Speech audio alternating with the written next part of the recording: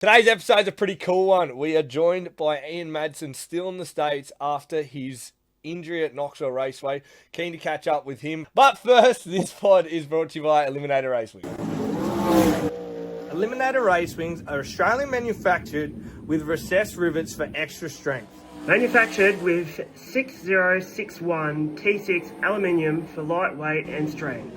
Sprint car top wings, dished and flat, along with front wings. They also have Formula 500 wings now available. Eliminator race wings available Australia-wide. BHR Fabrications in Brisbane, Par Motorsports in Melbourne, 16 Industries in Sydney, Sprintcar Parts Australia in Perth, and Peter Radford in Tasmania. How are you, mate? I'm good, mate. How are you? Yeah, good. Early morning. Got a new lifestyle change, working a bit from home and stuff. So, it might open opportunities to get guys like yourself in America or more Americans on the pod. So, weather is absolutely shit here. It is raining, so it's not bad to be at home. What's it like in Knoxville right now? Oh, is it Knoxville? Is that where you're at? Yeah, kind of. Yeah. I'm in Norwalk, which is Okay. in between Knoxville and Des Moines, so I kind of got a good proximity to both. Yeah. Now, okay, no neck brace on, but I'm assuming you're not doing very much recovering still. What's that been like? Yeah, I mean, I still wear the neck brace for the Okay. majority of the day. Yep. I can only take it off for little periods at a time. So it's been nearly a month now. So my recovery is going good. I went in for my appointment last week, and there's going to be no surgery needed. So Sweet. hopefully, about the 6 to 8 week mark, I'll be cleared, and my goal is to get back into the race car before the season's out here. Oh, okay, that's great to hear. So a bit racing before you do come home or whatever the schedule you got here. Hopefully, I'm not going to push it, and I'm not Yeah. going to go against any of the doctor's orders or anything like that. But I've just been, really the onus has been on me to get my health in as a priority the last few weeks, and make sure I do everything right, and do everything they tell me and instruct me to do. So, you never know. I know in October there is a few races left here, so I'm making that my goal regardless. So, Yeah, and mate, let's dive into it real quick. The first 48 hours must have been wild for you after that wreck. Can you just walk us through the crash and then those first 48 hours? What was that like, man? I don't really remember too much of the crash. Mm-hmm. I do remember that we kind of qualified bad that night, and we kind of put us in the back of the B there a little bit. And I know we got caught up in someone else's wreck, on the second lap of the B. Yep. And from there, it's just been it was just a bit of a blur till I woke up in the hospital. So I know I got knocked out for a short period, and then when I got to the hospital, about 2 hours later was when they informed me that I have a broken neck. Man, those words, hey, broken neck. So did that mean like a broken neck? How bad can I walk? What's the go? Like, you know what I mean? It's a lot of words just to come at you, broken neck. Yeah, I mean, there's obviously some words that they tell you that you don't understand, but Mm-hmm. the doctor just told me in layman's terms that I have, broken my neck. The bones are called transverse processes, and there's three of them in there, and there was a fracture on three of those. So yeah, it was pretty devastating news to take because it's pretty public.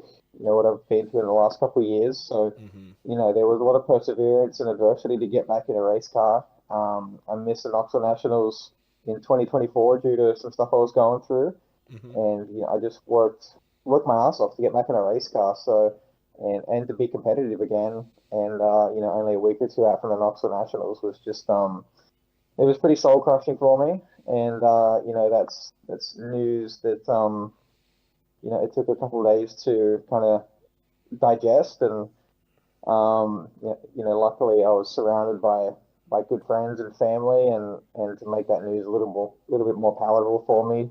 And it was just it pivoted quick from the devastation of not being able to race to okay, let's get into recovery mode, and try and get back in the race car as soon as I can, because it's what I love doing. Yeah, for sure. And then you say like you don't really remember much about the wreck because like that's a lot of trauma around this area, you know, like breaking your neck and it was a hard hit. Yeah. With Yeah. your history of that stuff, was that another worry of like, oh no, another, you know, bit of a concussion again? Am I okay? Like I know you can't get into a race car thinking about that stuff, but you know when you have that Um, injury, you're like, oh shit. I mean, I think it goes through anyone's head that's sitting in Mm, hospital. So yeah, it was. I felt okay. yep. Head wise, it was just the neck thing was just excruciating, and so obviously I've got a broken neck, but other than that, I feel really healthy still right now, and I'm keeping my mindset in a good place every day and kind of making that choice to be positive every day I wake up. And although I can't do much at the moment, I've been able to get into some light exercise this past week and really just working on sustaining my spirits. So when I do come back, I'm ready to go. Yeah, sweet. And then there you go. So, like you say, your positive mindset. How quick was there a path to working towards a race car? Was it like, okay, I'm good. This is our period now. How are those steps been early on till now? Just one day at a time, mate. That's all you can really do. So it was, obviously, I was in the hospital for 3 days, 3 or 4 days, and then from there, it was a 2 to 3 week checkup from there and Hmm. X-rays, and that's when I, discovered I won't need surgery. So, obviously, that was really good news, Hmm. and they told me I was doing everything right, and it's just been day to day, and really just obviously there's a huge boredom element that comes into it. Yeah. I was before the injury, I was working at Norwalk Small Engine with my friend Steve and racing full time, and obviously doing the things that you need to do to be prepared to race a car at Knoxville Raceway and with the World of Outlaws. So staying in shape and just making sure your mind's right every day. So there really wasn't any idle time for me until 3 to 4 weeks ago, and that's really been the most difficult thing about it because it's hard just to sit in a house cooped up and watching TV all day or Netflix over and over. Yeah, for sure. It's like, you know, you put yourself back in COVID in a way. Hey, you just got to sit there and not be allowed to do anything. It can really play your mind some games sometimes. Yeah, it can. Luckily, Troy and Tammy Renfro at TKS, they've stuck behind me and given me their word that, the ride is mine for when I return. And they're only 30 minutes away from where I'm living. So I'm fortunate enough that I have been able to make a few trips down there a week and hang out with Yeah, the cool. lads. And, Yeah. I think you can demonstrate, how much you love racing and your commitment to the team by doing the things you're not expected to do. And I've just been, trying to stay in contact with them as much as I can and trying to be involved with, whether it was with Brooke driving the car or the kid that they got in now, Jack Anderson, and just Hmm. trying to help them as much as I can. Yeah, and how that relationship with the 2K, how's that been? And like you just said, it's been great close, but I mean, you know, you go over there, and then all of a sudden, man, you got like a ride again. Like that was a pretty quick transition, and it must still be a really tight group that you're around there to get that opportunity again. Yeah, it was a bit unexpected to be honest. I finished the season in Sydney in May, early May, and it was kind of after that where I decided that that I had a year off racing and didn't know what I wanted to do, and my past season in Sydney with Jamie Matheson and DTM really reignited my passion for the sport. Hmm. And once the season got done there, the next few weeks were, a little lonely and a little bit of, what am I going to do now? And I just decided that as healthy as I am and as good as things are going, I kind of owe it to myself to give it another shot. Yep. So I basically just booked the ticket and come back here to live and work with my good friend Steve, kind of my compadre. And the next day when I got back was when Troy called and said there'd be an opportunity to race the car at Jackson for one night as they had some sponsor commitments, but they had someone else in the car. Yep. So went up there, drove the car for one night, and it was a kind of a relationship I'd had previously, so I knew everyone. And the first race went relatively well for us. We made the show an outlaw show, and just put in a solid showing. Hmm. And they had a commitment with someone else for I think 4 to 5 races, and Troy is a man of his word and honoured that commitment to that person. And then thankfully for me, it didn't work out the way I think either side wanted it to, and Yep. an opportunity arose again to get in at full time, and I just jumped at the chance. It's a very professional team. Operationally, they are they're ready to go all the time, and it really doesn't require much labor from me to get the car going. So it was just a really good situation, and you know we started off struggling a little bit. I hadn't raced in the US for 2 years, and the TKS car, they weren't where they wanted to be either. So it took a few weeks to kind of start speaking the same language with Troy again, Yep. and Yep. we had some really good showings. We had a runner-up at Jackson, a runner-up finish at Knoxville, and I felt like we were knocking on the door to get that first elusive victory that for TKS and myself together. And unfortunately, you know, you can't make plans in racing or expect anything because Exactly. we had that calamity at Knoxville a few weeks ago, and here I am. But it's it's a setback, but it's something that's definitely motivated me more sitting around the house, that I want to get back in the car and get TKS Motorsports back to where it belongs, and myself back to where I belong. Yeah, for sure, mate. And one thing I want to touch on there, you said, the profession, being professional in these race teams in America. Now, they don't run a national series. Like, they're not a touring car, but you guys race a lot. Anytime there's a race, you guys are on. So it's still full-time racing. Can you sort of explain that mentality in America, that a race team doesn't have to be a national, like, touring car, but it still is at the highest level of being professional compared to like home, where just you rock up and race and it's 1 week. Yeah, I think obviously we're in Knoxville here, or the Des Moines area. So geographically, they're very fortunate because you're kind of in the middle, and you've got Knoxville only 20 minutes down the road, and then you do have a lot of World of Outlaw races throughout the Midwest all Hmm. summer. You have high limits coming through, so it's they're very fortunate in that way. As maybe on the West Coast or even the East Coast, or down south, you wouldn't be able to kind of pull off the schedule that they do with all these races within a 6 to 8 hour radius. But Yep. I know before I got there, they had 90 races on their schedule. So 90, that just did goes you just say? 90 races, yep. Just in that And area, then or like a little bit of traveling? a little bit of traveling, but Yeah. when I got there, we kind of reevaluated things, and Yep. where I was at personally and professionally, and Hmm. with my job on the side as well. And we decided we were going to scale that back a little bit, and kind of concentrate more on the Knoxville Nationals and Mm. getting ready for that.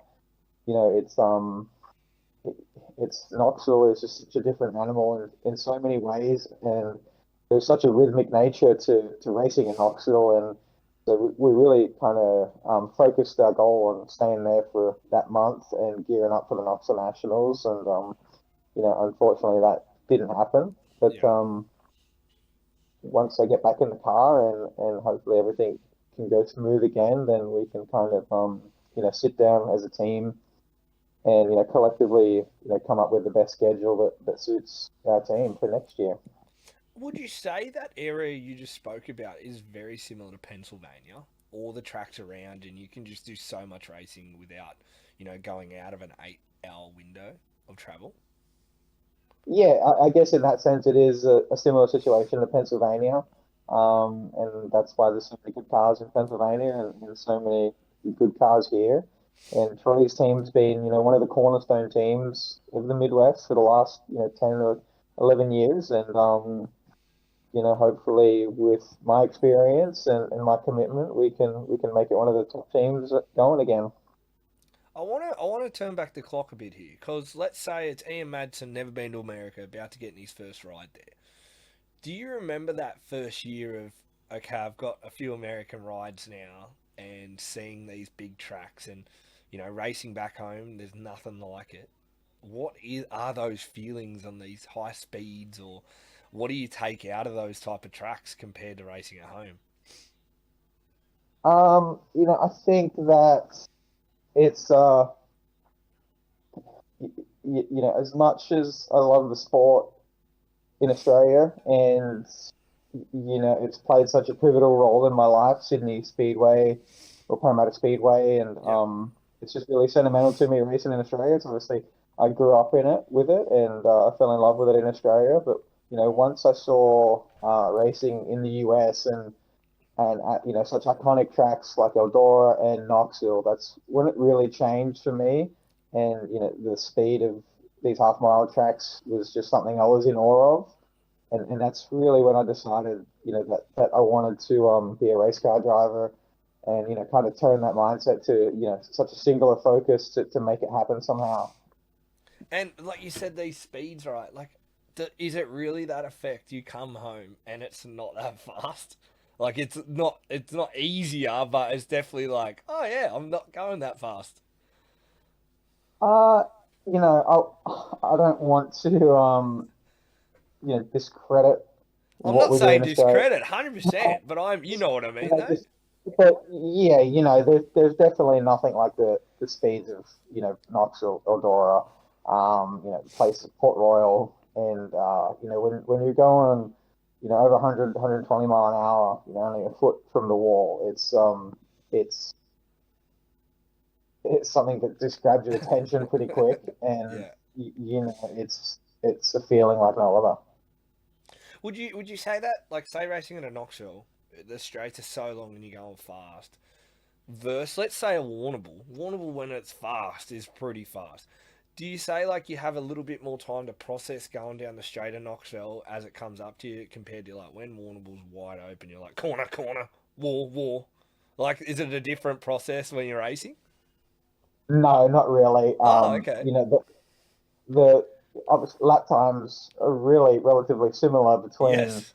quarter Yeah. miles and half miles, so that goes to show you how quicker the speeds are, and the frenetic nature of racing at Knoxville, and you don't really have a moment to breathe or even think about things. The speeds of these cars these days, and the power that the 410s are putting out, it's unbelievable, and the pace is quick as ever, and it grabbed my attention. I hadn't raced here for two years, and then Yeah. come back after racing a season in Sydney this year, and it's just like, holy shit, this is quick. Yeah. Would you say the first year you went, you always hear about the flatter wings, the different cars, the tires.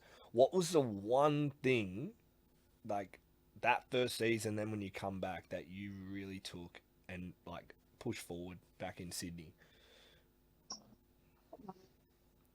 I'd say I probably learned the most about just being able to run a race team and preparing your equipment.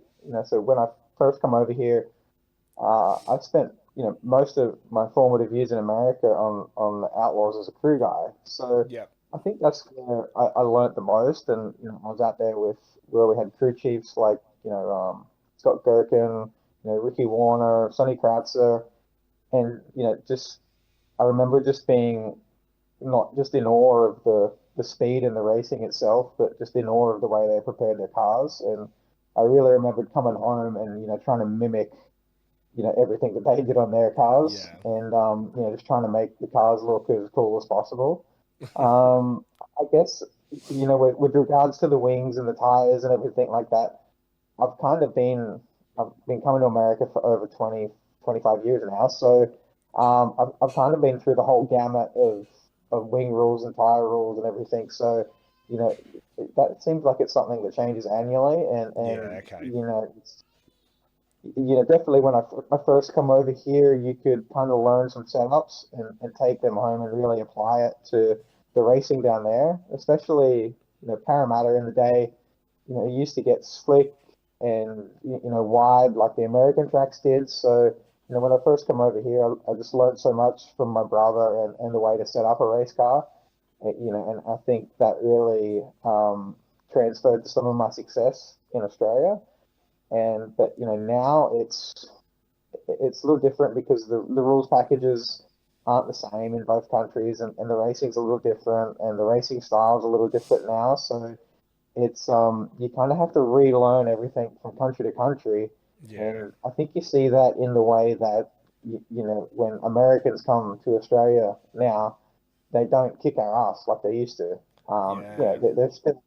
They're still hyper competitive and fierce and everything, but you don't have those kind of that golden era of guys like Steve Kinser and stuff where they just come down and kick our ass, and win Yeah. every night. So, Yeah. it's just different, and it's there really isn't much you can convert from country to country now. It's kind of have to go to start racing and kind of just learn your package and just adjust to that as much as you can. Is that frustrating for a guy like yourself that races in two countries and then it's like, why? Look, I mean, I'm sure it's Australia. It's like, why are we still doing this? Or why do we do this when racing in America does seem a little bit more simple of just turn up and race? I mean, I think Australia as a whole is just we're just a bit more regulated Yeah. in all walks of life. So it's we love our rules in Australia in everything, Yeah.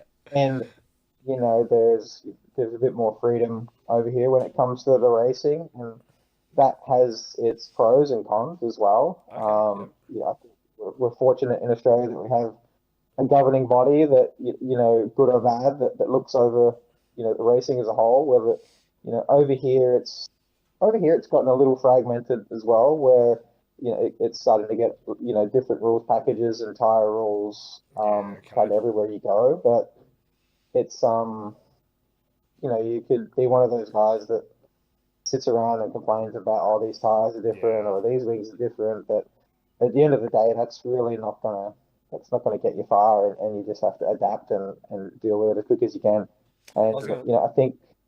I think that's why a lot of the older guys too can struggle if they've kind of got preconceived notions about the way a certain tire should work or a wing should Ah, work. Where yes. Yeah. you see a lot of these young kids come in now with no experience, and they don't really know how a car should feel or the way they should feel. So, they just get in and drive it. And I think there's a bit of a huge advantage to some of the younger guys now because, they haven't had to go through all these changes.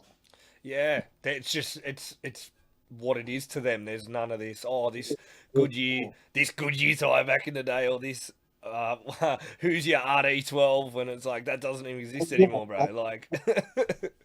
Yeah. And even, to my experiences, I kind of cut my teeth as a crew guy on the Outlaw Tour and stuff. And, mostly everything I learned back in those days, there's no way in hell that you would put any of those setups in a sprint car now. yeah. Um, it's kind of, you look back now and you're like, did I waste my time? Should I have just jumped straight in and raced? But, Mm. I wouldn't change anything for the world. And it's just, you just have to adapt and adapt as quick as you can. Otherwise, you're going to get your ass kicked. Yeah, for sure. And like you just said then, oh, should have I just raced? But I don't know. Like that sounds like you got a lot of influence around some really good people. And at the time, that's what it was. Like what if you Yeah, that's maybe what it if you didn't was. do those times, you wouldn't have still been as quick to adapt to all the new stuff as it came at you. No, and there was financially there wasn't really an opportunity for at the time when I was 16, 17 to even get into a race car even if I wanted to. Yeah. I'm not complaining about that in any way, but at that time the only opportunity that presented itself was to come over here and work, and back in those days, it was kind of an older guy's game and more of a Yeah. gentleman's thing than it is now. And so I remember in those early years coming over, I was basically begging people to put me in a race car. And, it was back then it was kind of, they had that mantra of, oh, you need to be experienced, you need to be older. Yeah. Whereas that's kind of completely switched now. And it's, the teams over here now are a lot more willing to give young guys a go, which is cool. Well, and it's, I guess, longevity now. Like, if a team's trying to build a package to win some stuff, you need to have time together. It's not like the situation we've got now of Donny Shots. Like, okay, one of the greatest ever is just a freelancer and wants a ride. That doesn't really ever happen.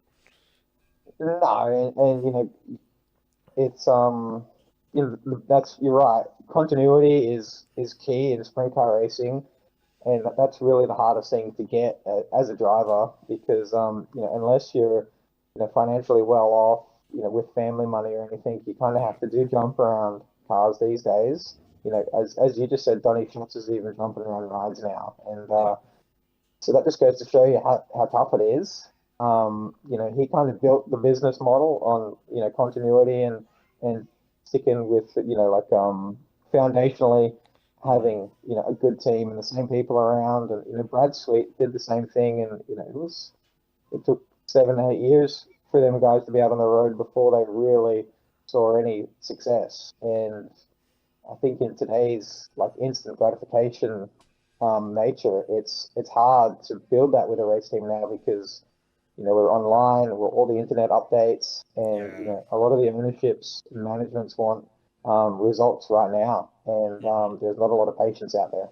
And you would say that when you started racing, or even probably when you were, first did your outlaw deal, social media wasn't what it was still now. Hey, like now it is play a No, pivotal role in selling T-shirts or building a brand. Where back then it was like, no, you just had to win, and that was your yeah. everything. I mean, you know, you back then you could race, and you didn't have people didn't hear about your results. Once as owners or friends or family, sometimes they didn't hear the results until the next day. As crazy as Mm. that is, and now we have instantaneous updates on our phone, letting you know how we've gone in hot laps. So Yeah.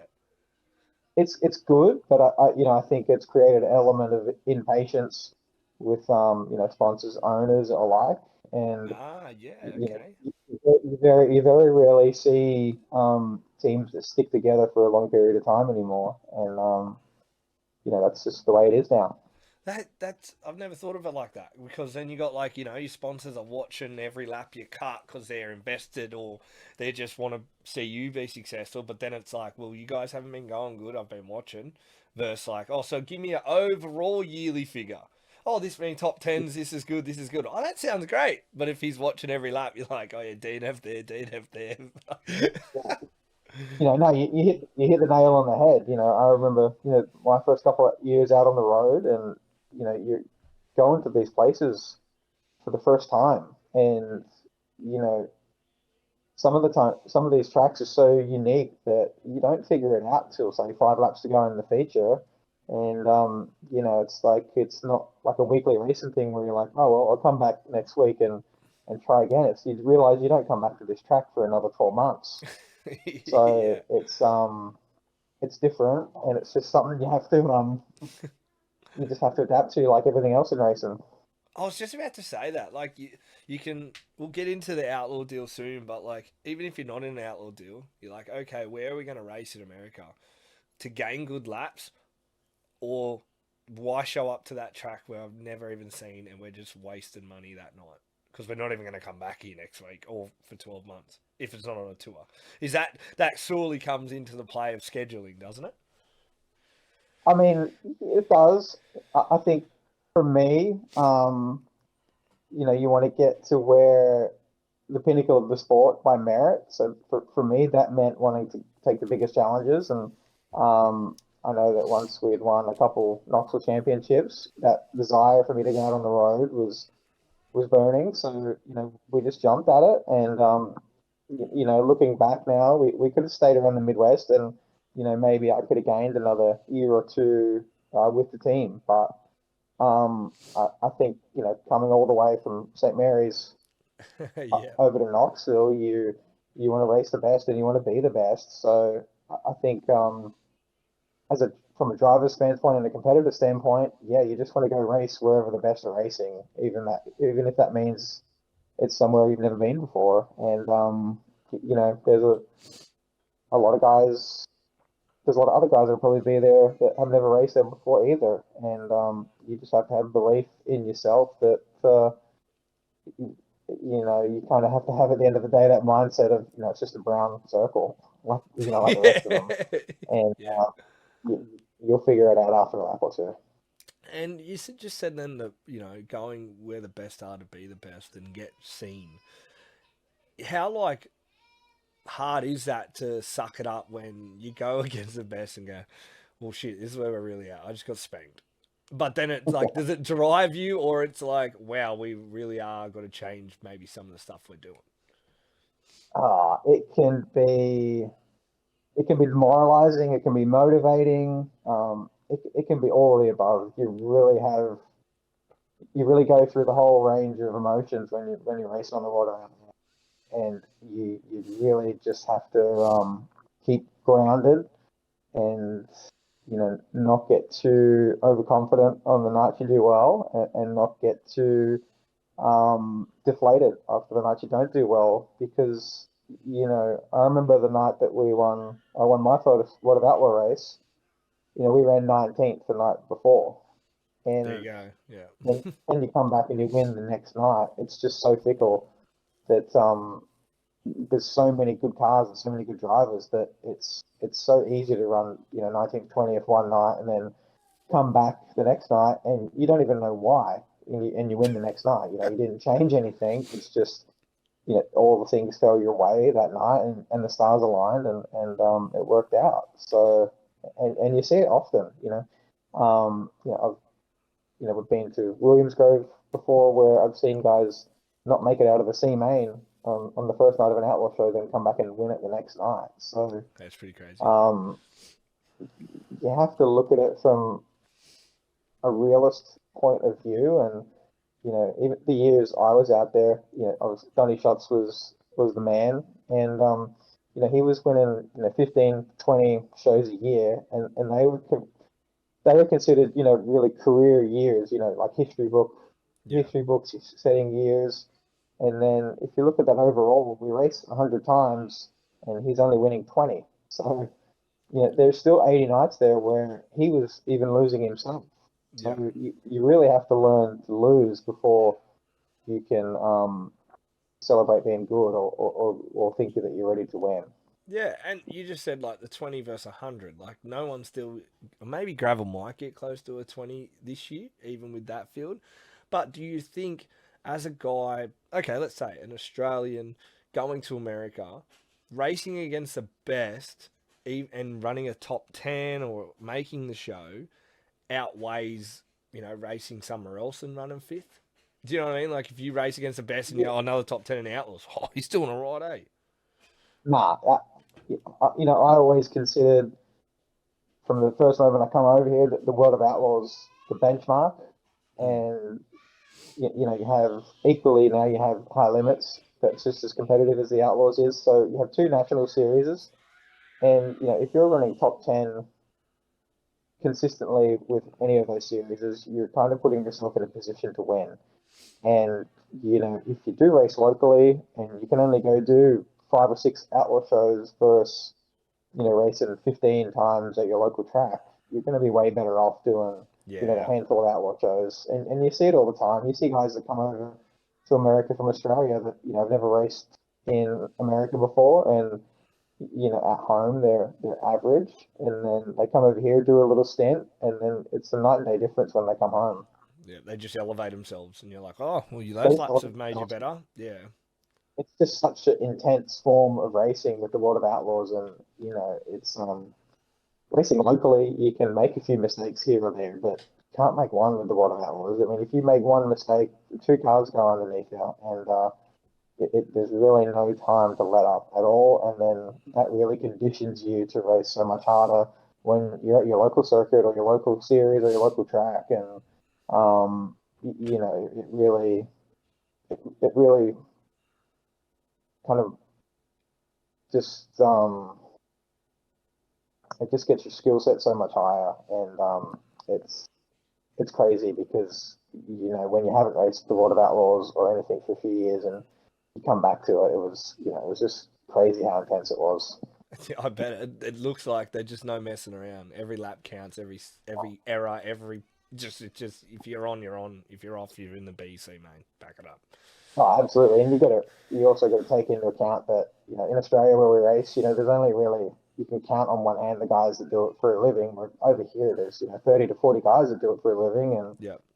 a lot of those guys have families and house mortgages and everything. So everyone's racing for keeps, and there's not a second to breathe.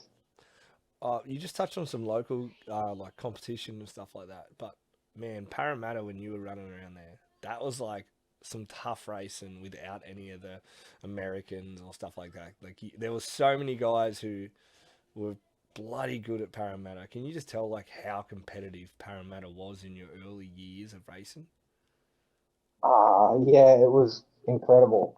I know when I first started racing was you know just so nascent in the 410 era. It had just came in, and the World of Outlaws had just done a few races down there. So, Yeah, there was kind of this influx of newcomers into the sport.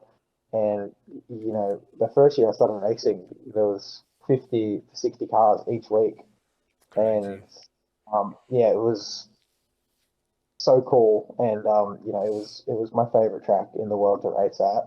It was the funnest track ever. It was somewhere where I grew up. Sentimentally, it means so much to me as going there as a kid every week, and seeing some of my heroes race there growing up. Guys like obviously my brother and Brooke Tatnell, Gary Brazier, Robert Farr.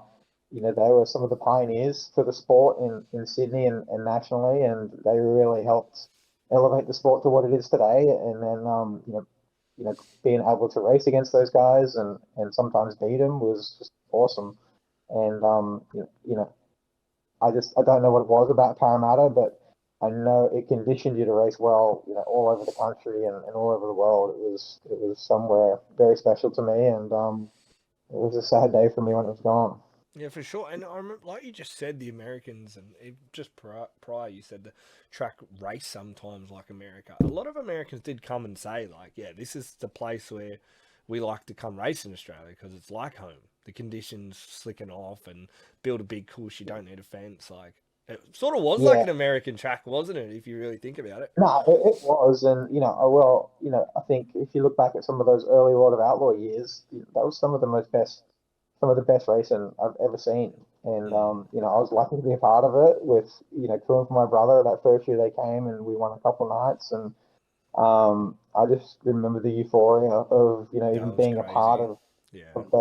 those races, and how special it was. And I just remember being in awe as a kid because I had been to America, and then to see those guys come and race at my local track, which is only 20 minutes away from my house, Yeah.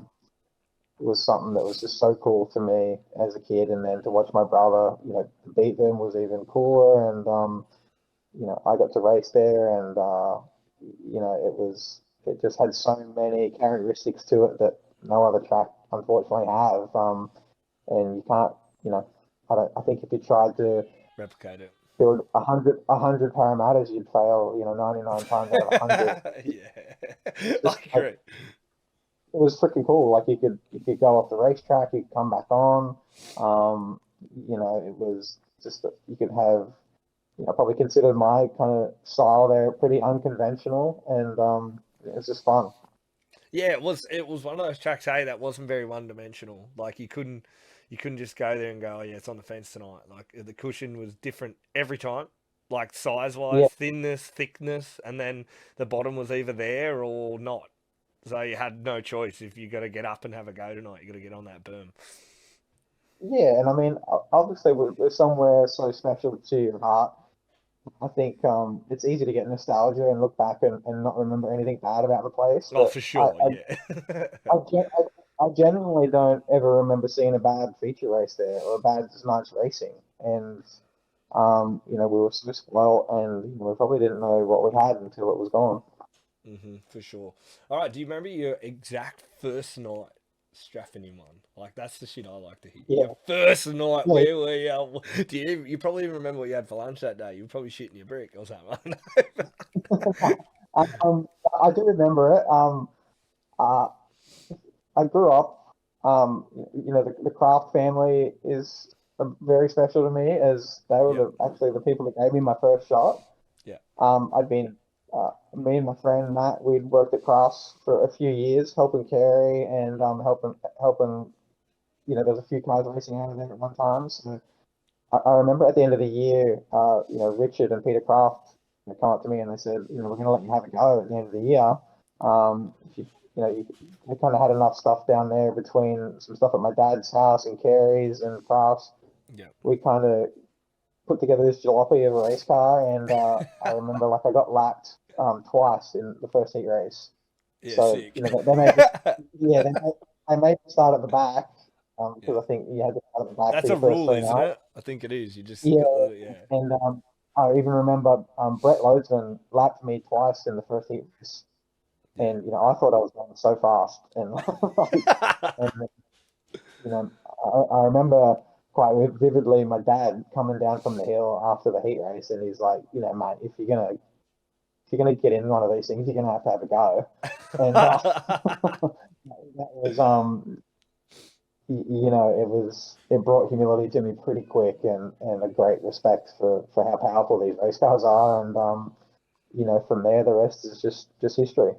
And like you just said, your dad come down a bit hard going. We're gonna have a go or what? Like we're not wasting our time here. Like that must have put a bit of pressure on. Like I don't know how many goes I get to prove myself to keep this seat in the way. Hey. Yeah, I think I just remember, how powerful and volatile the cars were, and my brother wasn't there. He was back in the US, but at that point, and I think even Trevor Green, he's a good friend of mine, and I think he even come over to me and he kind of really goes, you're really going to have trust in the car, Yeah. and Okay. the harder you drive it into the corner, the easier it'll turn, and mentally that was a huge thing to get over. Just like, how do these guys even do this? And I think I think it goes to show you how hard I worked at my craft, because I don't think there's a lot of natural talent there from the beginning, but I just worked really hard at it, and it was really 3 to 4 years before we kind of saw any of like a dramatic improvement to where I could compete even in for a podium or anything like that. And then Mm. I remember after I won my first race at Parramatta, then that's kind of when it took off, and there's a lot of really special wins there for me. Luckily to beat Steve Kinzer, beat Donny Schatz there, beat a lot of my childhood heroes. Yeah. So yeah, it was looking back, it was a pretty cool time in my life, being able to race there, and as a sprint car driver, I was very fortunate. I was about to say you got your first win, but was there a moment maybe you had a really good result, or like you said, you trusted the car for a few weeks and went, "Oh, hang on, like I can do this." Like there was that euphoric moment of like, "Oh no, no, like I'm gonna be I, okay." Yeah, I think probably, it took a while, and especially, I think, once my brother came back to Australia, and even those first few outlaw years, I just started my career, and I remember, wanting to do good in front of, Everyone. all my buddies that I'd been on, Yeah, all of the crew guys and everything that I'd been on the outlaw tour with, and I wanted to yeah, impress everyone. So, I remember that I hadn't done too well locally, and then I had a couple of really good runs at some of the outlaw stuff, or even just some of the international shows, yeah, and it just I just kept building from there, and it took a long time for me to see any light at the end of the tunnel. I was kind of probably at my late 20s, before it really started paying dividends, and there was definitely a lot of moments where I thought that it might not work out. yeah. And I guess around that period, you were racing like very, like I said, tough Parramatta local guys, you've got guys like, Troy Little was always good. Mitchell Dumsey was going around there really good. The Dumsey boys just started. You had Gary Brazier still running Parramatta Weekly, and he was like a benchmark. You had Benny Atkinson, who was ripping then. Yeah. James Thompson, the Balboa Mhm. guys. Like, there was a lot of competition where, like, it was Yeah, good to have. Like, good to have, and to be like, okay, well, I've got to start beating these guys quick, or what am I doing? yeah, like there's a lot of good names you brought up there, and then you also had guys like Robbie Farr that if Oh, they sorry, weren't yeah, there Fari, of course, forgot him, but yeah. if they weren't there every week, they were coming in every second week or whatever, and he was in some really good rides when I first started racing. So, Yeah. I remember, him being one of the benchmark guys that you had to beat when he was there. And, one of my best mates is Ian Loudon. And, I Loudon, remember, yep. And Adrian Marr, yeah, forgot them too. Damn, see, the names go forever. Dunksy was there. Like, yeah. I can't remember, Adrian Marr and Adam Clark and Troy Little, they were kind of, when I first got into racing at Parramatta, those guys were just going at it every week. And, Yep. I didn't think I'd ever be, good enough to, even, good enough to race with, those guys. And Yeah. it's just, I do have to pinch myself from time to time to, to thankfully realize how far I've come and, growing up and racing there and racing those guys definitely made me who I am today. And going from Parramatta, getting the wins, and then you're in Knoxville doing those stints, and you pick off your first Knoxville Track Championship. Like, that, not many Australians have done it, but when you do it, it's one of the. Oh, I would still say for me, and being a fan here back in Australia, the Knoxville Track Championship, the track championship in the world you want to win, just to have your name on that. You know what I mean? Yeah, in terms of track championships, it's definitely the one you want to win. It's the most iconic, and it is the sprint car capital of the world. And from an Aussie's point of view, it's the mecca for us. And back in Australia, even when I was growing up and watching VHS tapes, it was like Eldora, Knoxville, Williams Grove, Yeah. and to I remember like Skip Jackson had won a track championship when I was growing up, and just being in awe of that and having like a ton of respect for him. And then my brother won one in the early 2000s, and I remember watching racing at Knoxville. Just I didn't even think that there was a point where I didn't even think I'd get to race a car at Knoxville ever. Even Yeah. as much as a big of a dream it was for me, and then to race at Knoxville, get competitive, then win at Knoxville and make that right hand turn into victory lane, and then to winning two championships. It was pretty special. It was special to do it with the team I was with at the time, and I was just surrounded. You're only as good as the people you surround yourself with, and I was lucky, fortunate enough that I was surrounded by good people and a badass team at the time, and I was on top of my game, and it was a fun couple of years. What was the car, the team, and how did that come about to start running a Knoxville Track Championship? I first got my shot with Tony Vermeer, funnily enough, who Yep. Kerry races for now. In 2010, I come over and I had a connection with my friend Matt, and I think he may have been working at TK Concrete at the time. And there was a chance for me to get in that car, and we raced Knoxville that year on kind of a lower budget. This was just post the GF's global financial crisis, so Yeah, okay. Yep. it was a tough time for construction and businesses around here. So the team kind of wasn't what it was the prior couple of years, but we did our best. I think I won a feature that year, and that was my first feature win. 2011, there wasn't an opportunity to race here, so I ended up racing for a good mate in California all season. 2012, Tony Vermeer had me back to race his car at Knoxville with the support of Barry Lewis from Australia, Yep. who also played a huge role in my career, and we did pretty well that year. And then my best friend Matt, he had met some people in Des Moines through some business connections, and he told me about he had kind of this vision of a team that he wanted to put together, and I've been told a lot of, it's in racing, you get kind of fed some bullshit every now and then. Yeah. And I'm not saying that he was bullshitting, but, it did sound a bit pie in the sky when he first At the told me time. about it. Yeah. Um, and then, slowly it started to become a reality, and he just got hooked up with some really badass people around the Des Moines area, and kind of put together a really good team for me. It was KCP Racing, and I started there in 2013. Wow, so that's how that Um, team started. yeah, and then Wow. that was kind of the launch point for my career, really, because up until that point, I'd had a lot of good car owners, and I definitely show a lot of gratitude to all the car owners that got me to that point. But I'd never driven equipment like that before, and where we had kind of that bulk funding all the time, and the good financial partners behind it to really just throw whatever was needed at it to win.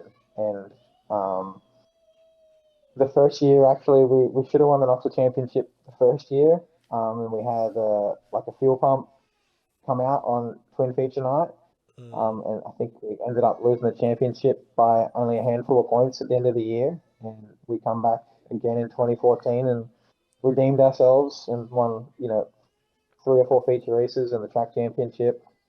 The subsequent years after that, 2015 and 2016, we were competitive and ran in the top three. And then I really remember 2017 was, that was really the best career I thought of, the best year of my career. I thought we won the Knoxville Track Championship for a second time, five or six feature races at Knoxville that year.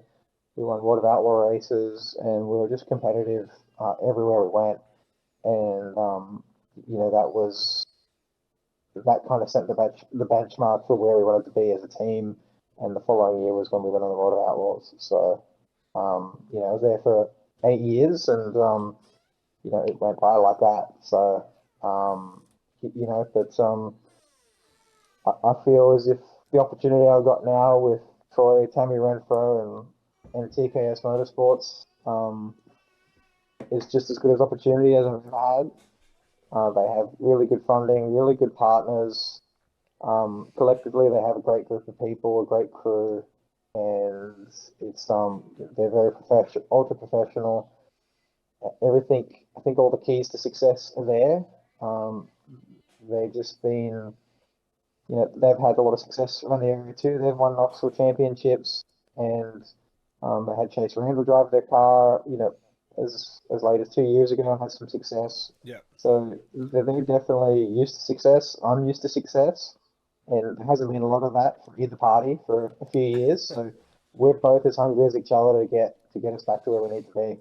For sure. And you just said then, so 2017 was your best, like you felt your best year. So winning those outlaw shows, not being an outlaw car, right? Was that sort of then, that's where the conversation's going, well, like, hey, we can hang with these guys. Do we give it a crack next year? Is that how it happened? I think so. I think that I just think it was where I was as a competitor, where Matt was as a competitor. Um, you know, we surround ourselves with highly successful businessmen around the area, and I think it was just a natural evolution of Yeah. always wanting to be the best and race with the best and beat the best, and the Knoxville Nationals was something that eluded myself and the team, and I think we thought in order to put ourselves in the best position to win that race, we had to go do the World of Outlaws and condition ourselves, and put ourselves in the best position to win that race. Because I don't think up until this year with Tim's doing it, a local car really had never won, the Knoxville Nationals at that Nah, point. not that I And can think of. I think it was there's probably various factors that went into wanting to go on the road, and I know from me as a competitor, that was just I just wanted to race with my heroes and race with the best. So it was pretty simple, really. You don't moving over here from St Mary's when you're 18 years old isn't what you'd call a normal move, and Yeah. um, there's a little bit of craziness there from the get go, and I just don't see why you would want to sacrifice all that I have in my life, living in America is it's I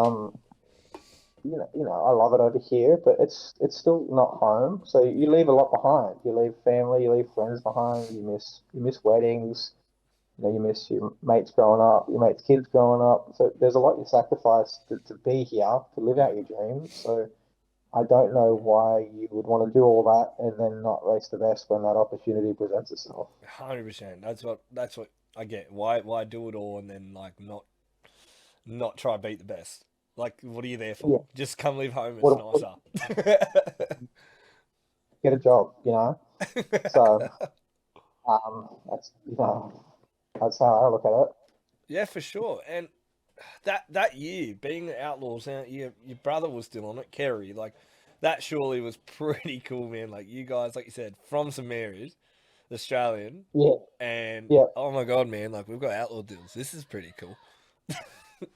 Oh, yeah, it was really cool. I mean, at that point, I'm on the road in my best friend's car, and then, my other best friend is my brother, who was also, my idol growing up. So, you're on the road with him. We're all traveling together. We're racing together, and it was if we weren't racing, we were having a good time somewhere. And just hanging out with him was cool because he was 14 years older than I was, so Yep. he didn't play a huge part in my childhood. He was kind of Hmm. this mystic figure that would, just The come and older go. It brother. was no, Yeah. Yeah. yeah. So, just being able to spend time with him was something that I always will hold special to my heart. And racing with him as well was cool. And I remember we had some really good battles as well. And we ran 1-2 at a World of Outlaw show in Jackson, which was special for me. What We year was ran that? I want to find that. That'd be cool to watch. 20, What? 2017 in Jackson. 2017 Jackson. All right, I want to try find that. And then, That'd be cool. yeah, we'd come home that year and ran 1 and 2 in the Australian title. So there's been a lot of cool moments for my family and us too. So looking back, it's it is pretty special some of the stuff that we accomplished, and it's hard when you're in that moment to really give it the respect and the gratification that it needs because you're out there with a singular focus and that's just to race. So Yeah. it's not until you're not on the road that you really realize how cool it is. Yeah. And the first year you guys did the World of Outlaws. Now, I know I said before the pod we're not going to talk about all the other stuff because you already did that ripper interview with Wade, and if anyone wants to know that stuff, go and listen to that one. Like, it's just what it is, right? Like, I don't want to dive into that. It's not about that. But that crash you had at Volusia, bro, that was gnarly. Like, is that probably your biggest crash besides the one you just had? Yeah, by Bro, far. that was huge.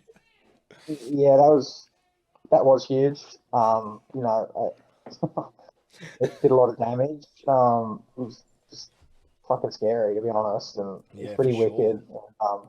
That's the fastest place that we race at, hands down.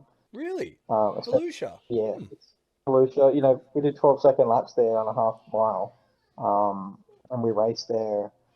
Early in the year when the altitude is so good, it's such cold weather. All the elements just align Yeah, to yeah. make it so fast, and it's not somewhere that you want to do what I did. I've heard we go up to speeds there of like 140 mile an hour.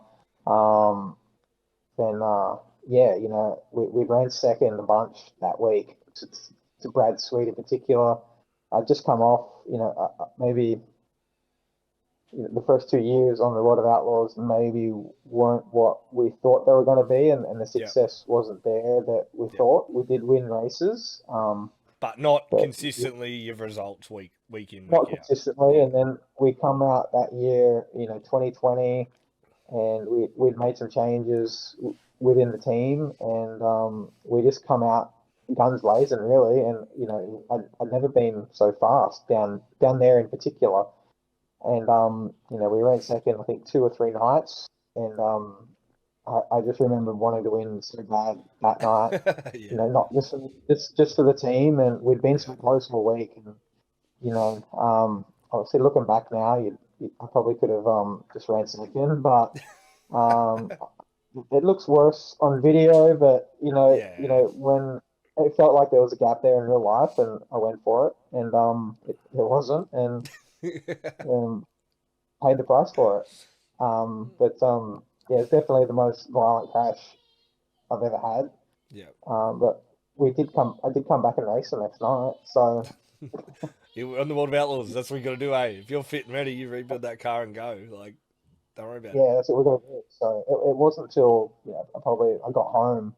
So we raced Volusia the next night, and then we went to East Bay and ran second both nights there, and then kind of got home, and then that's kind of really where I started to the pain and stuff started to flare up, and Okay, like, there's yep, okay. yeah, there's a few injuries that I sustained there that I We're didn't catching up with you. You were trying to that were mask. catching. Yeah. Yeah, it didn't really catch up with me till a few days after the race. hmm Which you hear stories about that, man. Like late '90s, early 2000s, maybe even now. Like guys are, you get your belt absolutely wrung, but it's like, but like, I could be laying bricks. I got to get in and drive this thing. This is my job. Yeah, and um, I think it's that warrior mentality that you have to be a professional sport athlete in general, whether that's Yep. a footy player, a race car driver, whatever. You're just conditioned that you have to have that mindset that you want to get back in the car or get back on the field at all costs. Yeah. So I think 99% of the guys would want to get back out on the track as soon as they can, and it's especially sprint car racing can be a little archaic, and maybe we're behind in some of the times, and where other sports I get you. Yep. a little behind Like where other sports are like regarding concussion protocols thing on injuries and and, and, even mental and, health pro- sides too. Hey, like and yeah, concussion protocols and things like that. And it's easy to sit back and go, well, if you don't want to get back in the car, then that's on you. And it's not really true because it's we're bred with that mindset. And if you don't have that mindset, or you don't want to get back in the car straight away, then you probably shouldn't have a World of Outlaws. yeah. So, it's really where you need like a third party that steps in and goes, look, you're not okay to race, or does some testing before you Yeah. can get back in the car. And, we're not there yet. I don't know if we'll ever get there or not. But that's just the way it is. Well, I will say though that the high limit have started that thing with the medical thing with, like, the guys at Eldora like Brad Sweet and Wrightsall. They still are able to gain points off their average because it's like, hey, we know you're hurt. You're still going to gain points for the series. Like, especially being a points guy. Like, if you're not racing the World of Outlaws series, yeah, have a night off. Like, it doesn't matter. It doesn't affect your team points or your car points. But when you got sponsors riding on your championship, that's where they now have okay, you can have a night or two off, and it's your best average finish, you get that points. So that's pretty cool. Like, and that's the direction, like you're saying, we probably need to go in for all championships in a way. Yeah, that was pretty cool because that was a bad stretch. About a month ago where Yeah, everyone there's was getting Spider, hurt. Yeah. Wrightsville, Sweet, Courtney, Henry, and myself, and that was all in the space of a week. Yeah. So I think we're very fortunate that Brad is doing what he's doing with the high limits, and he comes from a racer's mindset. He's like a highly intelligent dude, and obviously a skilled businessman as well as a badass race car driver. So, um, implementing a lot of common sense rules, which are needed. Mm. Um, and it's good to see. Would you say now, if you say tomorrow, your team come to you and go, all right, man, we're going to do a national series. What do you think we should do? High limit or outlaws? Now, I know it's like outlaws or high limit, the shows are less with high limit, but the traveling and the cost of things, like you've been on the road and done the outlaws, like 90 shows plus probably 100 with all the special events that don't count, yeah? Like, can you explain really what's the pros and cons of doing these series and like how much hard work it really is being on the road that long? Um, I think if a team, I've got a great team where I'm at, but if Yeah, they come to me tomorrow and said we're going to go on the World of Outlaws, or the high limits, I wouldn't really give a shit. I'm Just one of them. Let's go. Yeah. enough for me. Yeah. So as a race car, driver, it wouldn't bother me. Both have their pros and cons, and obviously you have the prestige and the iconic name of the World of Outlaws on the one side, Yeah. but then you have what Brad and Kyle are doing on the other side, and they're doing a lot of innovative things as well. So it wouldn't bother me. I just I think competitor wise, it's pretty evenly matched. So I'd just love to be out there on either of them, to be honest. I can't speak from an owner point of view, but Yeah. I guess that would be like an individual team as well. It would need to make sense for where your team is based geographically, where your sponsors are based, what streaming network is going to get you the most Yeah. coverage. Hmm. I think there's a lot of factors that would come into it. But luckily I'm not on that side of the table when it comes to Yeah.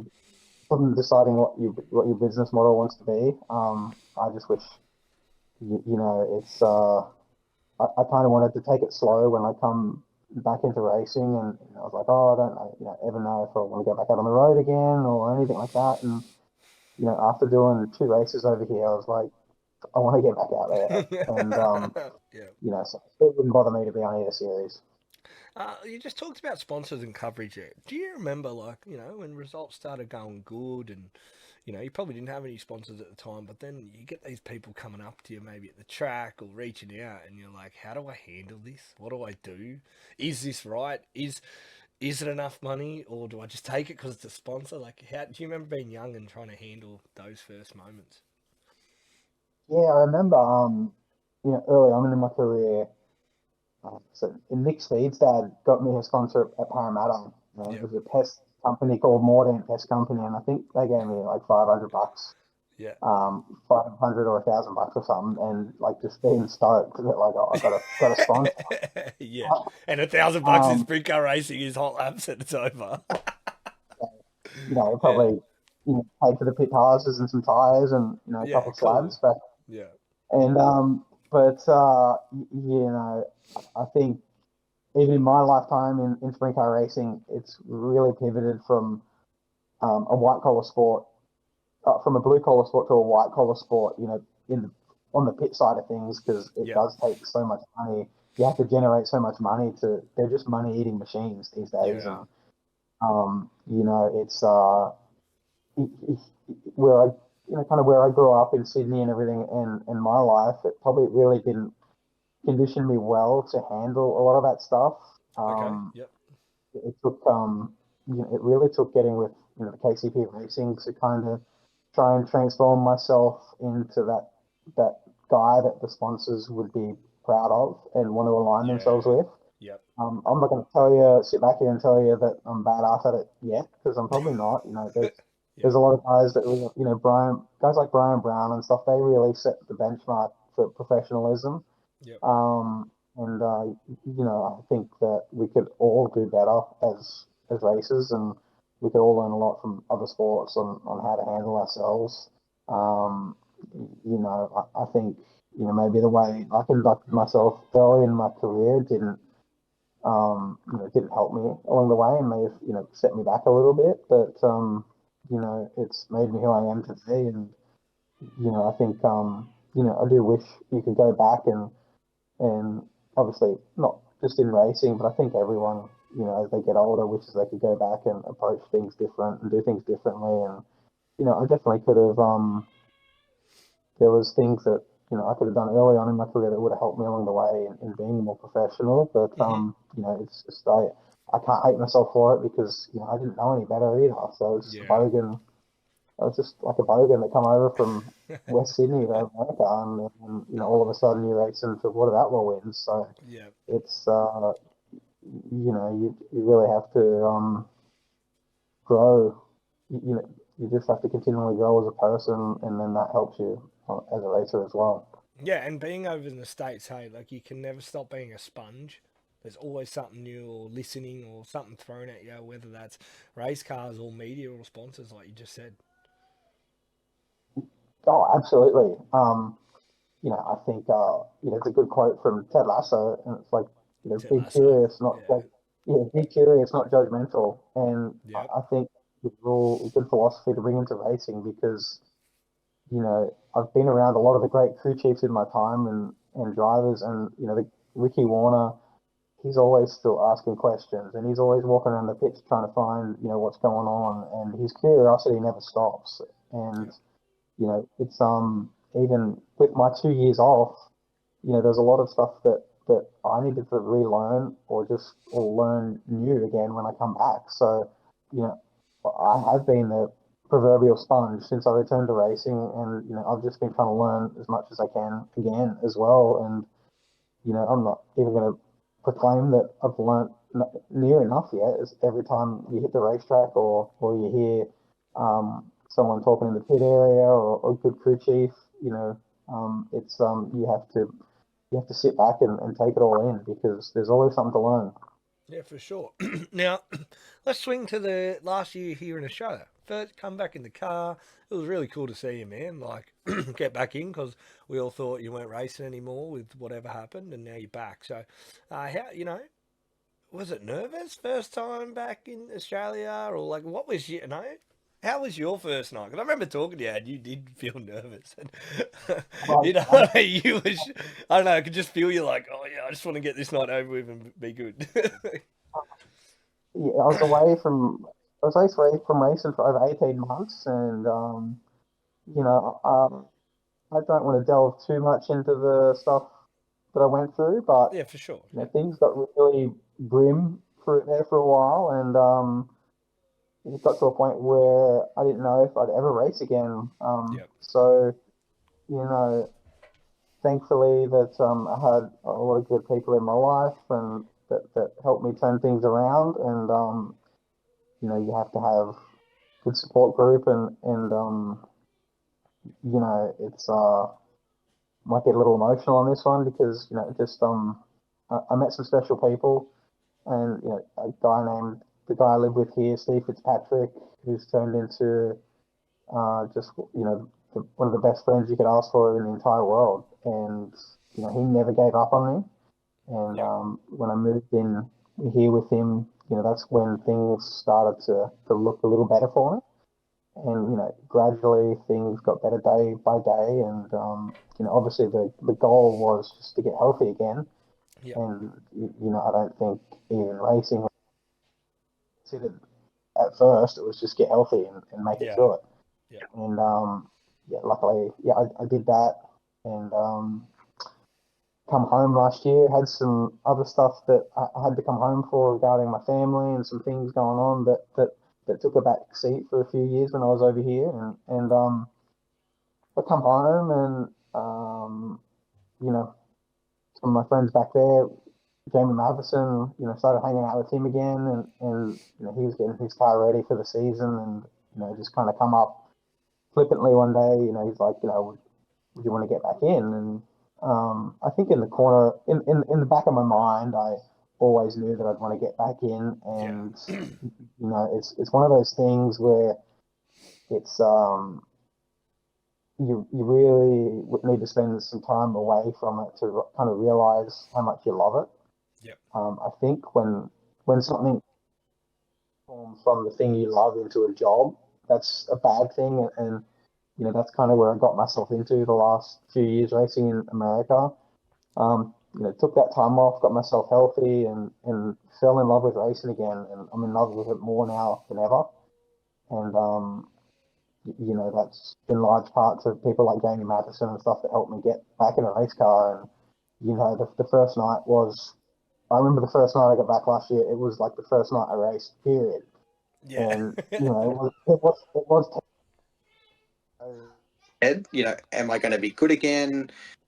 yeah, Um, am I going to make an idiot of myself? What if I'm not, what if I'm not as good as I was before? And yeah, yeah, it was scary, fun scary, but even I didn't realize how much weight I'd put on. Like I didn't fit into any of my race suits.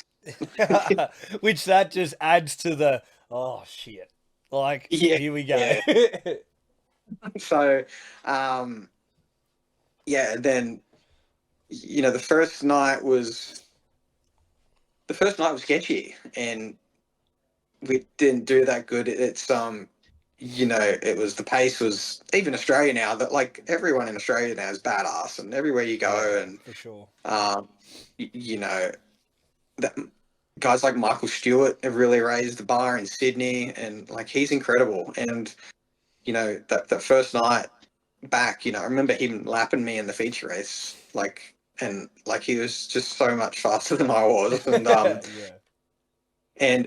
it really took about 3 or 4 nights to where I started to get my rhythm back, and things started to feel normal again. My weight started to come down. Started to be able to kind of feel what I'm supposed to feel in the race car, and kind of wrap my head around things. And Yeah. it was really fun. Going on the track there with your mate Jamie, and being able to race again, and with no expectations or no pressure. It was cool. It was what I needed. And he helped me get to the point where I was able to hook up with Darren Wheeler again from DTM. Then that was an operation that I'd kind of helped build from the ground up, and get it to where it needed to be. So I'm very thankful to him that he stuck behind me, and put me back in a race car. And once I got back in that car, no discredit to Jamie or anything, it was just once I got back in Darren's car, it just clicked straight away. Yeah. And I think I was able to build off some of the runs I'd had in Jamie's car. And we were just fast again straight away, and should have won the first night back. And then there's about 5 or 6 races I should have won at Sydney. Right. If you didn't Like, have bad luck, you wouldn't have had any at one point. Like even No, the last night, you won, but you didn't get to finish. yeah. Like you won, you were gonna win. I said, like man, it's just So yeah, it's all part of the story, and yeah, it's all character building, and nothing worthwhile in life is ever easy. And there was a lot of setbacks back home this year racing, and yeah, it was kind of a Cinderella story at the end, because the last night we raced I won, and that was special because not only those group of guys like Jamie, Darren, but also my crew guy, Clinton McKenzie. He'd been there from my first race in Sydney to now. He's never left the side. yeah. And I have to send out a lot of love to him. And there's just a lot of special people that really stuck beside me, not just for the racing, but fight to get back healthy. And then to come back here, and I felt like things were getting back to where they needed to be here competitively, and I was like competing for wins again here. And here I am with another setback, but compared to what I've been through the last couple of years, this is going to be easy. Yeah, but there you go. See, that's what I mean. Like, it's not like you have 18 months off. It's like, no, 6 weeks, still working, doing my shit, and then we're going to try to get back in. Now, you did touch on something. You did touch on something the last time I spoke to you at Sydney on the track. You were really passionate to say, nah, like, I want to win an Australian title and a classic with this team. Now, is that still on the cards, or like, not maybe whatever team you're with? Like, are you still there? Those two things, or one of them you want to grab? Absolutely. There are things that have eluded me in the past. We've been really close, and obviously you want to win the staple events in your chosen profession, and the title and the classic are two of the ones that I'd love to win. And you have to have goals as a team and a driver. And I'd love to get our team back in Australia to where it can compete for those races. In 2022 and 2023, we come really close with Darren.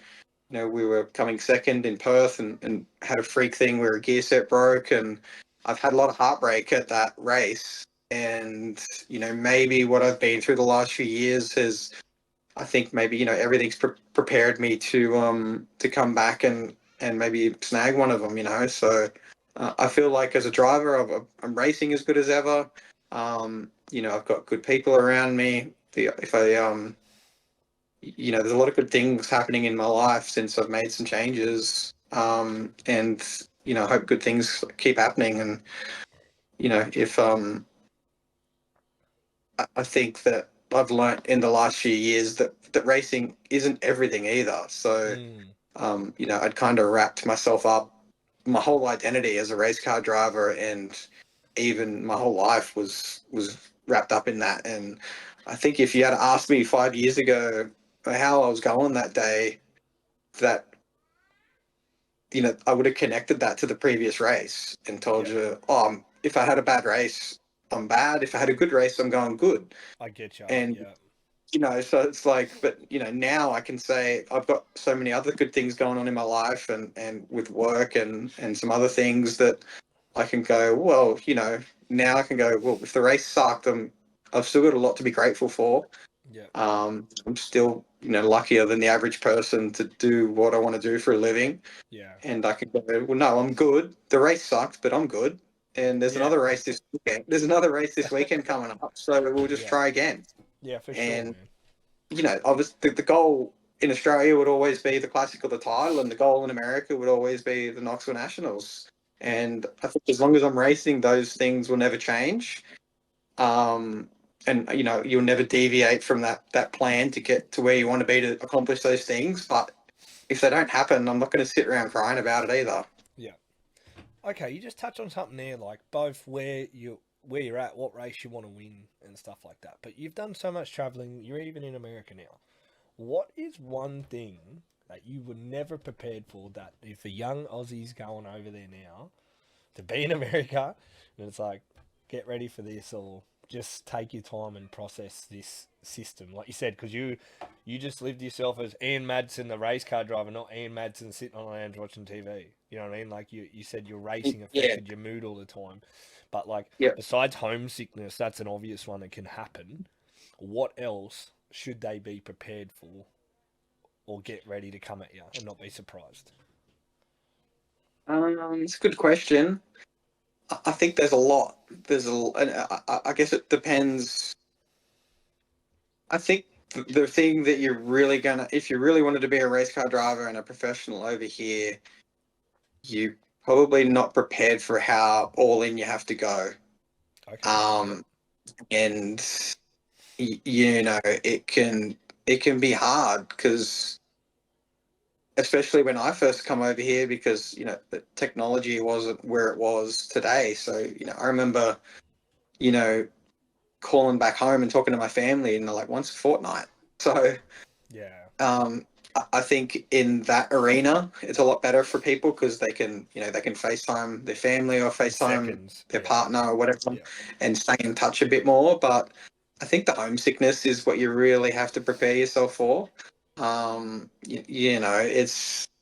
It's not like we're coming over here from some impoverished nation. Like, we're coming over here from the coolest country on the planet to, obviously one of the other coolest countries on the planet as well. But in those, you just don't realize, and maybe not even at the time when you're young, but you don't realize till you get older in your 30s or 40s, how much you've had to give up or sacrifice in life to race over here. Yeah. And, like, I'm an avid footy fan back home, like Penrith Panthers. I'm diehard Penrith Panthers, and the season went to May in Australia this year, and I was able to go to some Penrith Panther games, and that's something Sick. I hadn't been able to do in 25 years. Wow. And they're Yeah, going good. yeah, yeah. Because we'd always raced in the US from February to October, November, and so just like take that little thing, and that, like, I hadn't been to a footy game in 25 years, mate, and like Yeah, wow. that makes you kind of look back on a lot of other things and realize how much you've missed as well. And you got mates that I'm in my early 40s, and I've got mates that have 18, 19-year-old kids, and you realize you've missed out on watching them grow up, and how cool that would be. And Yeah. there's a lot, and I'm not saying I'd change it, but I know what you mean, yeah.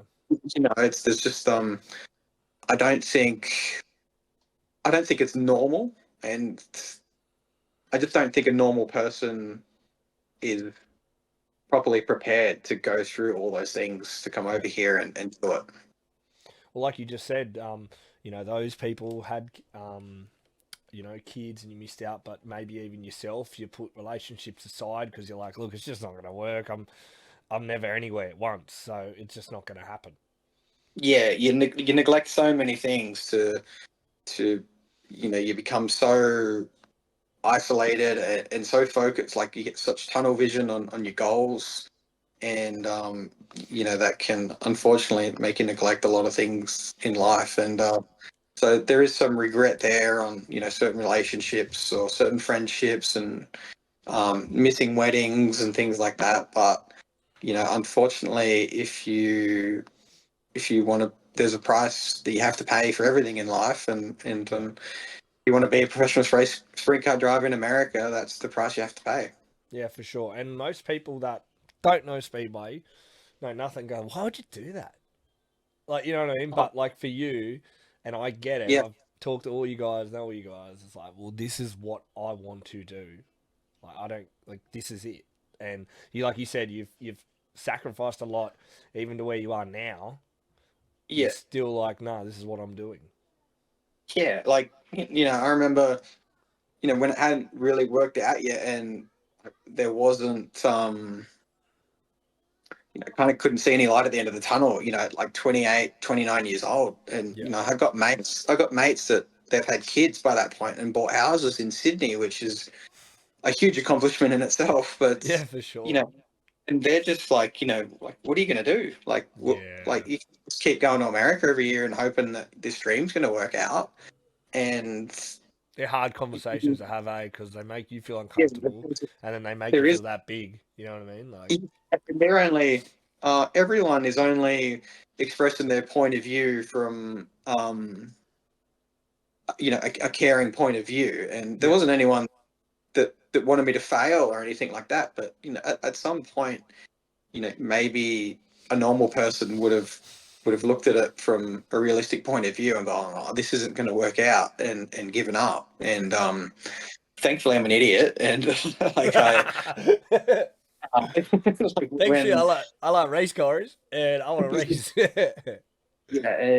yeah, even when I moved to America, 2012, 2013 was when I got legal in America. Like I got my Became professional I can sports. live here, I can earn Yeah, money, I all that can. type of stuff. Yeah, Before that, you're riding in a grey area with visas. You're 6 months maximum stay, so you're in Australia 6 months, there 6 months, and that can take its toll on your personal life as well. yeah, And then 2013 was when I got the opportunity with KCP, and that presented an opportunity for me to migrate here and get here legally and do it all the right way. And then, you become an American resident at 30 years old, and, you get your social security number, and nothing converts from Australia to America. So, it's like I clean remember slate, eh? Like you're just I'm, thir- zero. Yeah, I'm 30 years old, and it was like I was born yesterday. My credit rating was zero. I couldn't get a loan for a car. wow. Okay. There's a lot of there's a lot of things that people don't think about, and Mm. I think as a young sprint car driver, it's probably easier to go, yeah, I want to go to America and be a race car driver, but you have to be. It's going to change your life, unfortunately, for the better or for the worse. Like you said, you migrate. It's literally migrating. Like Yeah, so now, but then it swaps. Hey, like it's like I come to Australia for a holiday and race, but I'm American. Like that's a big change you have to go through, don't you? yeah. I mean, I'll always consider myself an Aussie at heart, Yeah, of course. and, and Australia my home, but I hadn't spent an extended period in Australia for over 20, 25 years until this past year when I went back home, and you come to realize that it's not what you remember it either. It's changed You so get much. Yeah, you get so nostalgic about your early 20s and your teens, and about going home and hanging out with all your mates, and don't get me wrong, I've still got all my great mates back there and everyone, but they've all got their own lives now and everything, and yeah. it's just everything changes, and you get older and perspectives change, and I'm just thankful that I was able to spend some time home this year and reevaluate where I wanted to be in life, and realize that racing is something that I still loved and really wanted to pursue again.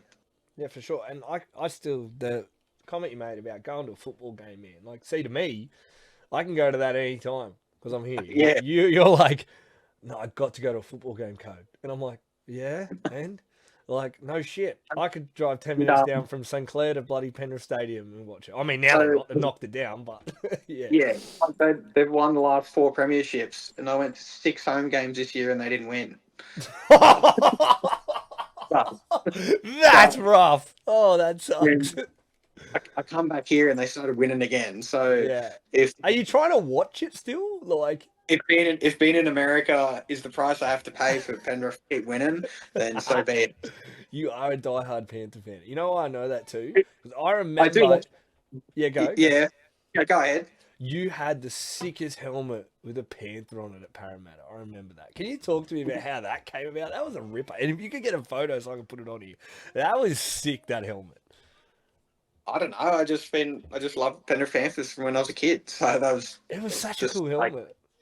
it was the first helmet. I think it was like the first custom painted helmet I ever got, and Yeah. like I just don't think there was anything else I wanted it to be other than a Penrith Panthers helmet. It's so cool. How long did you run like that for? Like that helmet, or did you always do like a panther thing, or it was just a one-off? I've still got a Penrith Panthers helmet now, and it's in like the Sick. brown, and it's in like the chocolate soldier colours, like so like the retro. Sweet. Yeah. I wear that on occasion when obviously I've got my Iowa Barnstormers helmet now, which I predominantly wear, but I get the Pano one on whenever I can. Yeah, that's sick, man. Like, it's so cool. And then even touch on that. Like, I know you did some media stuff, like Panther Media, is it? That's what you've started? Like, talk to us about that. Like, I'm interested in that. That's cool. I just always enjoyed riding, and I come home this last year and started doing TAFE, and I was going to TAFE still to be a youth counsellor. Yeah. So that can be something I can fall back on when that time comes to come back home again, whether that's in a year, in 10 years, whenever. Yeah, that's cool, man. And it's just like something I always enjoyed doing on the side. And so, it was, I just had a lot of time to fill in Australia. And with the changes I made in my life and going sober, there's just so much. The one thing that you're not prepared for is just how much time there is to fill up. Because that's crazy. Especially saying that's hearing that. Especially being from St Mary's in West Sydney, like our whole culture is immersed in the pub life. 100%, bro. Like they're everywhere. You know it. You can you're go 1 kilometer, you're another pub. You're at a pub, or you're at a mate's piss up, or whatever all the time, or you're at a mate's having beers. So, I just really needed some constructive things to fill up in my life, and riding was one of them. It's always been something I'd like to do. So I just started doing press releases for Kerry, and I've got kind of 1 or 2 other customers in other walks of life as well. Yep. And it's not something I've never really had that entrepreneurial gene or anything like that. It's just something I enjoy doing, and I don't really care where it goes or if it goes anywhere at all. It's helped me get through to where I am. Please tell me you're going to write a book. That would be ripper, bro. I don't read books, but I'd read your book, bro. Like, because I'm interested in it. That would be, I'm telling you, people would buy that fucking book. My friends. Yeah, I would. Wade, Wade's been really good to me in my recovery and my journey, getting where I am today. And, he's always on to me about writing a book. So, well, your journey's not over yet. So don't write it too quick, because then you have to write a second one. And, I race. At the moment, I'm a race car driver, not a book writer. So yeah, for sure. Maybe once that title of race car driver goes away, then I can write a book. Yeah, man, that's sick. It's great to hear these positive things, and like I watched nearly every lap you probably cut at Parramatta, because that was my local, and I think I was at the age where when you started, I remember everything because I'm a nerd of sprint car racing. Oh, I love it, man. Like, especially like I remember like probably one of the first memories I had at Parramatta was when you touched on earlier, is when Kerry like beat the Outlaws. Like, I thought that was the coolest thing ever. The Bike Blitz car, like that was just Australian racing where someone done that, and then yourself going to America, and we tried to keep up on the old magazines like Oval Express. and all that when you guys were running, and like, you know, that was our touch back home with it, social media. I didn't have social media back then, 2017. I did, but it wasn't what it is today, like you said. But all right, to finish Yeah. up, man. Like, have you tried to put together, like, I know you said you aim for October to get in the car there, get some more laps. Like back home, have you like got anything sorted? Now I know Sydney's not great at the moment, or what they're doing. So have you guys tried to look at go, okay, what are we doing in Australia? Because you are back here for a few months, yeah. Yeah, I mean, I've had a couple short conversations with Darren. Yep. He is an extremely busy man, so Yeah. is obviously, business is at the forefront of his mindset, and Yep. racing is always a secondary part of what he does. Yep. But definitely, he's told me that he wants to do something. He's been on the phone, wishing his best for my recovery and everything. So I'm Yeah. just Cool. kind of taking it day to day and then week by week to see where I'm at. My first goal is getting back in the race car here. Yep. I want to, next year I want to come out swinging with TKS. So Yep. I'd like to get a couple of runs on the board before that and make sure that, my endurance is still there. And, from what I understand, the biggest challenge I'm going to have is getting full range of motion in my neck again. Yep. So there's going to be a lot of physical therapy, and the main goal is just to get myself healthy. And if the opportunity doesn't present itself this year to get in a race car, then I'm certainly going to make sure that I'm ready to go for Australia and Yep. next year here. You touched a little there on Sydney racing, and ideally I'd love to come home and kind of just base myself in Sydney and race there. Yep. I guess I haven't been keeping, kind of my finger on the pulse as to what's going on, and I only hear a lot of hearsay and speculation. That's, I think Um, everyone's hearing that at the moment, to be honest. So I hope that they can sort something out, and I hope that as a racer where I am, obviously I'd have to race for money, and there'd have to be good enough prize money on hand to make that happen. yep. I think that I know what a tough gig running a racetrack in Sydney would be as well, given the cost of living. Everything in Sydney's my home, but everything in Sydney sucks. It just seems like everything costs double there than it does anywhere else It's in the country. crazy, So hey. Like, it is I know expensive. that from a racer standpoint, it's pretty easy to go just whack some more money on the feature race, and not coming from a promoter point of view where all their costs have gone up too. And I know there's a lot of moving pieces in making that racetrack work on where it's located and going through government and everything. But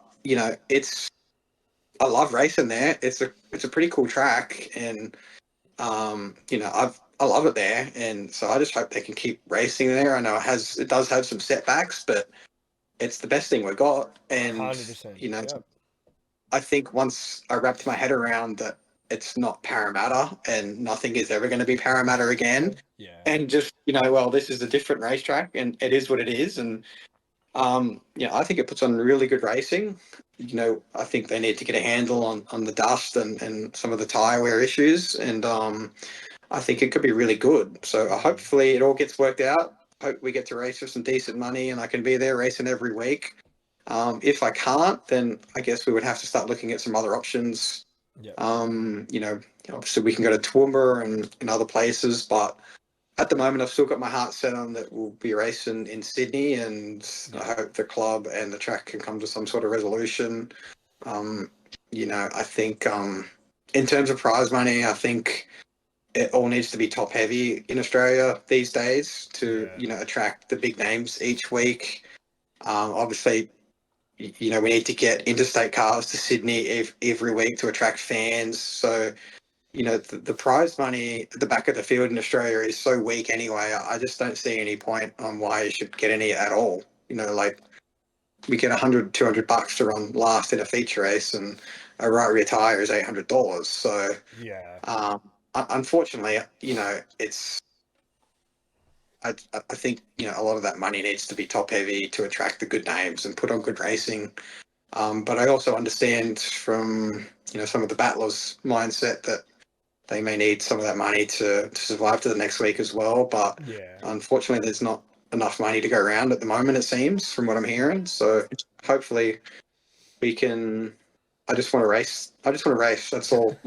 That's where it comes from for me. And Yeah. the track is cool, and there's a lot of whinging and everything that comes from the community about the racetrack, but at the end of the day, we're freaking lucky to have a racetrack in Sydney at all. And sure. I think everyone we need to kind of have a monolithic approach to it and just get together collectively as a sport and somehow make the place work if that's possible. Yeah, well, I know we'll definitely see it at the easy- Classic and the title. That's easy to say, but it can happen. Yeah, well, like I just said, we'll definitely see it at the title and the Classic, I'm sure, because they're the ones you Sure. want to win. So, Yeah. all right, mate. Well, look, we're pushing the 2 hours. It's been a ripper chat. I Yeah. really appreciate your Yeah. time. Is there Yeah. anyone just right now you would like to thank on this journey you've had? Oh, just all my friends and my family. Um, there's a lot of people that are really close to me and they know who they are. But in particular, Steve, Heather, and the Fitzpatrick family for getting me to where I am today. And, even that was just before the recent accident. And I really need to be grateful to the whole racing community and how generous they have been. There's been a lot of donations flow in recently, from some of my old teams, some old friends, some car owners, old sponsors, just fans in general. It's been overwhelming and it's made me appreciate how cool this sport is and how generous the people are and kind. So I don't really want to get into calling out individuals or anything because that list would be too long. So I think, anyone that's close to me, family or friend, and I need to thank from the bottom of my heart and my soul because, I know there's been some dark moments there for me in the past few years, and I think everyone's just really happy to see me doing good. Yeah, for sure, mate. And I can't wait to see you wherever tracks you're racing in Australia or, you jump Yeah. back in America and, all the best. And, yeah, mate, good luck with the recovery. And, yeah, can't wait to see you back in the car. All right, mate. Cool.